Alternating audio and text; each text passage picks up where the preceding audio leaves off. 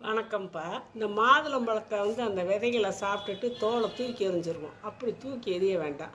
அத நல்லா பொடிசா கட் பண்ணி, இல்லாட்டி இடித்து ஒரு 3 டம்ளர் தண்ணியில் போட்டு கொதிக்க வைக்கலாம். கொதிக்க வச்சு, அதை கொஞ்சம் கொஞ்சமாக அன்னைக்கு முழுவதும், அதுவும் பெண்கள் கட்டாயம் குடிக்கணும்.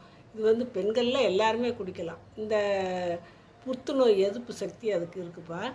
அப்புறம் மெனோபாஸ் டயத்தில் பெண்களுக்கு இந்த முட்டி வலி வரும், அது வராது. அதை நீங்கள் தொடர்ந்து குடிச்சிக்கிட்டு வந்தீங்கன்னா, மாதுளம்பழம் என்றைக்கோ ஒரு நாளைக்கு சாப்பிட்றோம், டெய்லி கூட சாப்பிட்லாம்.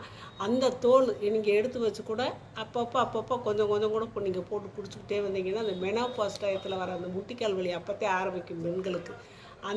அந்த முட்டிக்கால் வலி வராது, இருந்தாலும் சரியாக போயிடும்.